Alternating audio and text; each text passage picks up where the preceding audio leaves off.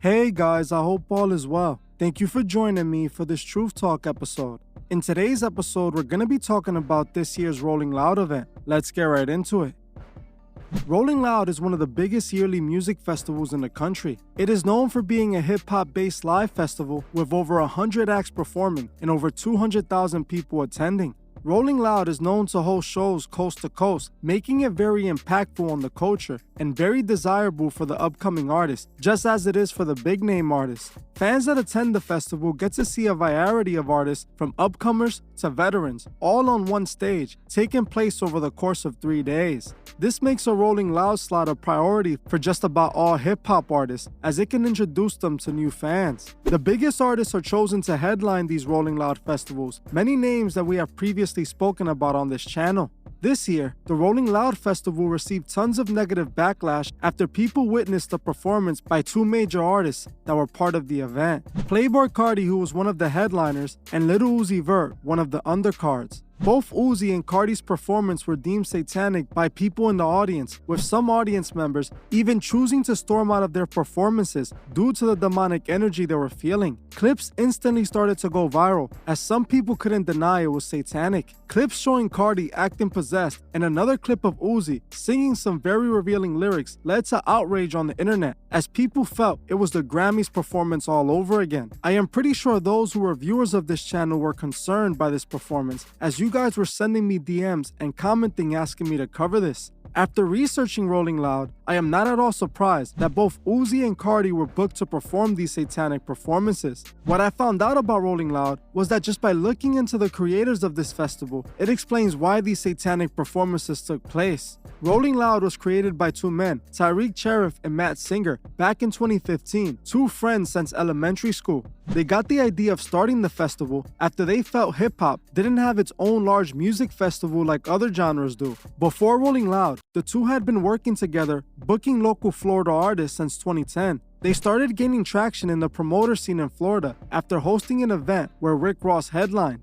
In 2013, they were able to get their names even more credibility after hosting events for big-name artists such as Travis Scott and Kendrick Lamar. Around 2014 and 2015, the SoundCloud rap era was forming, and both Matt and Tyreek were fully behind the SoundCloud rappers and made it their priority to give them a stage to perform on. This is when they came up with the life-changing decision to make Rolling Loud, with the first Rolling Loud event taking place in February 2015, and they managed to book Schoolboy Q and Juicy J to headline. Since then, the pair have only seen success from their mega successful hip-hop music festival that went coast to coast in the US and eventually even internationally. In 2019, it was reported that an estimated 210,000 people attended the Miami Rolling Loud event. 210,000 people all in one place where they can all be influenced at once. Rolling Loud's come-up story sounds great, but honestly, it doesn't really explain much of anything on how these guys were able to get so many big acts early on, or how they even got in the music industry scene to begin with. They have been showing they had connections and money to book headlining artists like Rick Ross early on in their promoting careers. You can ask anybody trying to get in the music industry. The industry doesn't just let outsiders in, they must pay a price to play the game. The story being reported online on how the Rolling Loud Festival was created seems suspicious to me, and it made me want to look into the two guys who created the festival. I quickly discovered how the Rolling Loud Festival became so successful so quickly. But before we continue, I just wanted to give a special shout out to Wonder for sponsoring today's episode. For those of you who don't know, Wonder is a wonderful app that allows you to turn your words into amazing digital art. With Wonder, you can make great digital art directly on your device without even having to be an artist. Using Wonder is easy. All you do is enter a prompt that describes what you want to see into this box right here, pick an art style, hit create, and watch Wonder do its thing, as it quickly creates your beautiful art at your command. With Wonder, you can literally make art on whatever your brain can come up with. You can use Wonder to make beautiful digital art like this, as I was able to make some awesome art pretty quickly. Wonder hooked me up with this premium version of the app that gives me access to 20 different styles and a much faster experience, plus unlimited art with no ads. My favorite digital art I created with Wonder had to be this one right here that I made of Jesus walking on water using the authentic setting, or this oil painting of New York City skyscrapers. I actually really like Wonder, and I think it's a great app that helps you if you need to bring an idea to life. Wonder's also great if you're an upcoming music artist, as you can use it to make artwork for your releases, especially if you're struggling to come up with ideas. So if you're interested in the Wonder app and want to try it today, use my link in the description to download Wonder and get a free premium trial to put your creativity to the test. With the premium version, you get over 20 styles, a faster experience, unlimited art, and best of all, no ads. So what are you waiting for? Go try Wonder now completely free and tag me with the digital art you guys make, as I can't wait to see it. I want to thank Wonder for sponsoring this episode. Now, let's get back to Rolling Loud. It's not at all surprising to me that Rolling Loud is one of the biggest hip-hop festivals, as the creators Matt and Tyreek both appear to show signs of being Masonic puppets. The fact that they were able to get in contact with big-name artists since the start speaks a lot, but when we look into Matt, we can find him showing he's a Masonic puppet. We can find photos of both Matt and Tyreek both doing the Masonic horn hand gesture. We can also see photos of Matt where he can be seen throwing up the Masonic all-seeing eye. And in almost every photo, we can see Matt doing the Masonic horn hand gesture. We also see him doing the Masonic square and compass hand gesture. On top of this, he also has a pentagram tattooed on his palm that he uses to do the Masonic one-eye symbolism with. All of this symbolism speaks for itself and says exactly who these two truly serve. When I was looking on the internet, I couldn't really find much on the pair, besides them doing a bunch of Masonic hand poses. I did find this article by Complex that was generic, but at least I was able to find out that someone was helping the pair financially at the beginning, and for some reason, they don't want to mention who was the one helping them at the beginning, as even in the Complex article, they kept it a secret.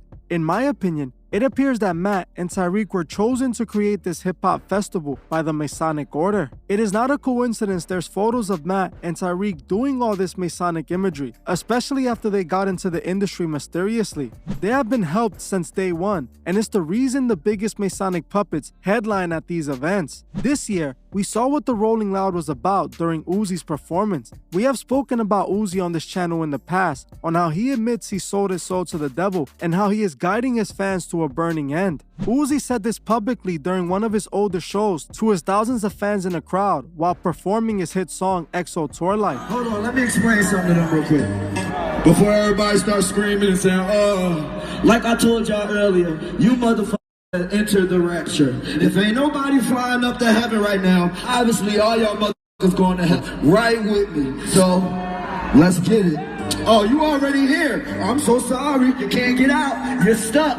It's over. You heard the song a million times and you didn't even know. That's up, but I still you can't get out. You're stuck. It's over. You heard the song a million times and you didn't even know. That's Some fans were clearly disturbed by what they were hearing, but most fans continued to cheer him on. Uzi admitted what his goal was during an onstage rant, to guide his fans to a burning end using his music. He let his fans that were complaining know they heard the songs a million times and chose to come to his concerts anyways. I talked about this clip in full in the Dark Truth video I made on Lil Uzi. You guys can check it out after this one if you haven't seen it yet. Knowing that Lil Uzi admits to being a Masonic puppet, it's no surprise that he chose to incorporate Satan in his latest Rolling Loud performance.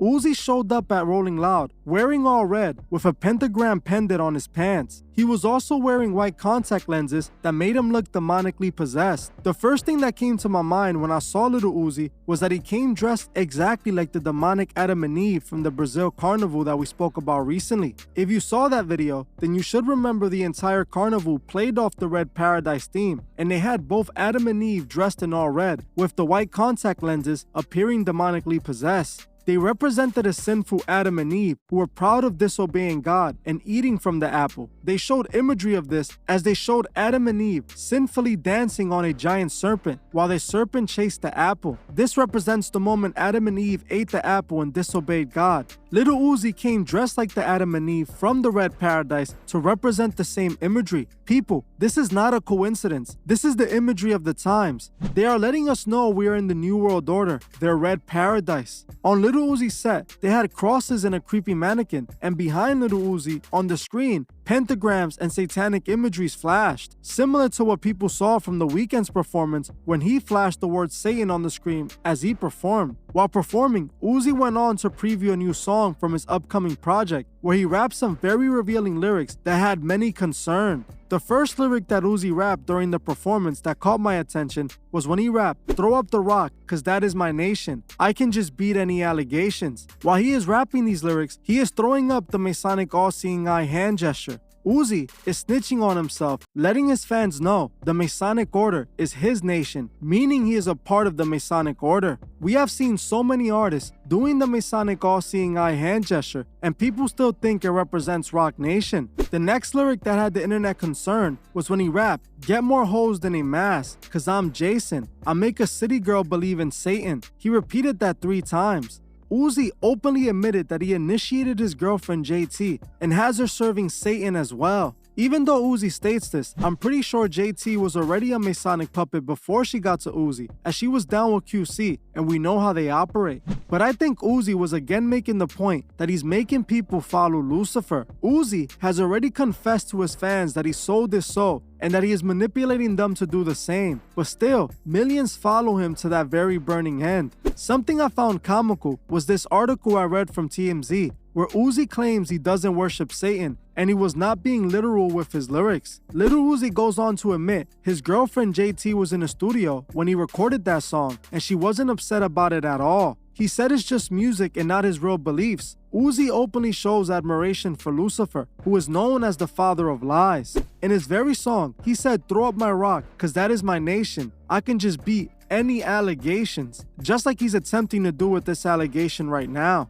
Even if he didn't truly believe in Satan like he claims, because if he's truly just acting like he worships the devil to sell records, he still sold his soul, because he's pretending to be someone that he's not to sell records. He's acting like a Satanist, pushing satanic values, normalizing it to his fans, and making it look appealing. Either way he chooses, he's sold out. And on top of this, we must remember what worshiping Satan represents: disobeying God and self-worship, being your own God. This is what is written in the Satanic Bible, and this is what Lil Uzi Vert's music pushes. Just like Uzi, we saw the same from Playboi Carti's performance, who just so happens to be Uzi's good friend. I have made a full video on Playboi Carti in the past, going over his satanic tattoos, like his Baphomet tattoo, or his satanic merch line full of 666s, pentagrams, and upside down crosses. We also spoke about his entire vampire persona that he acts out. Carti, just like Uzi, is an open Satanist, and he is known to push Satanism to his fans. Just like Uzi, Carti has been set with the task of normalizing Satanism by painting it as a good old time, just fun recklessness. But in reality, it's soul consuming and it drains you of your eternal life. Ironically, this is what many people felt while attending Carti's performance, so much so that people began feeling ill when he came on the stage.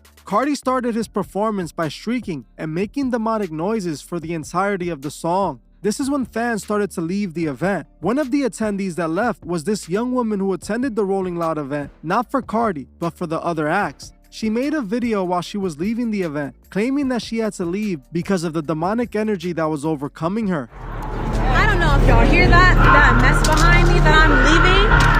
Something is not right with that. Jesus, in Jesus' name. I'm walking up and down through this Rolling Loud concert. I ain't clutching my pearls because that sounds like some mess. I can't. Lord God, fix it. That's crazy. I don't even want y'all to hear this now. Negative and demonic, and his soul is literally. As you heard for yourself, you can clearly hear how concerned she sounds and appears. She truly felt the demonic energy from Carti's performance. What's even more concerning is during a No Jumper interview, Gina, one of the co-hosts on No Jumper, manages to get the woman from the video that walked out of Carti's performance on the phone for an interview. The woman went on to state that she saw people start to do all types of crazy things while Playboi Carti was shrieking demonically. She also stated that some people were starting to panic. This woman's post went viral online, and other concert goers were replying to this video, admitting they felt the same way during the performance. I was trying to find this girl's social media information to contact her for an interview, but sadly I couldn't find it. It's clear Carti is being used to guide his audience to a burning end. This was his goal with this performance, to spread demonic energy. Carti has Baphomet and a pentagram tattooed. It is not a joke, it is not for fun. He's showing you what he represents. When we look at Carti, we can see what the industry does to the artists. It steals their soul. When Carti came in the game, he wasn't showing this imagery really at all. This wasn't his character. But he signed to A$AP Rocky, who's another open Satanist. Those that left the event were smart to leave, as these artists are being used as vessels for demonic energy. Those at the performance felt it, and the ones that were spiritually smart left the concert, while the rest were sadly too consumed. We have to pray for those that are spiritually blind, and try to help them see the truth. People ask, what's the point of making these videos if we're not changing anything? The thing is, we are. We're helping people see the truth so they can find their ways and be saved. The more people that wake up, the less people we lose to Lucifer. The more we grow, the bigger we get, the more people we can help and teach. They want to separate us and divide us, but we have to remain one under God. There's so many agents of chaos out there spreading evil, and we have to avoid them. We have to make the change we want to see, not support the destruction that's destroying us. We have to build platforms as big as theirs and have our own events where instead of worshiping Lucifer, we give our energy to God. Don't let these artists fool you. Don't let them guide you in the wrong direction. For the people that think this is all shock value, please wake up. Not for me, but for you. Things are getting serious out there, and we don't have endless time. The larger this platform gets, the more we'll be able to help our people and make change. We must remember that every day we wake up, our souls are at stake. And we also must remember to help those who can't see the truth find the truth. Well, that's it for this episode. But before you go, I just wanted to once again thank Wonder for sponsoring this episode. Thank you all for watching, and I'll see you guys in the next one. I just want to give a special shout out to the Truth Movement members. I truly appreciate every single one of you. If you'd like to further support the channel, join the Truth Movement, or you can join me on Patreon where I drop exclusive videos monthly. The link would be in the description. Another way you can further support the channel is by checking out the Truth Fish store and seeing if you find anything you like. Every purchase you make goes directly to helping the channel and furthering Truth Records. Also, please leave a comment on your thoughts below and on any future topics you would like to see me cover on my channel. If you're new to the channel, make sure you subscribe and hit the bell so you can be notified when I drop new videos. If you like this video, please leave a like as it helps other people find these videos. You can also find me on TikTok and Instagram and follow me there for more truth. Thank you all for watching, and I'll see you guys in the next one.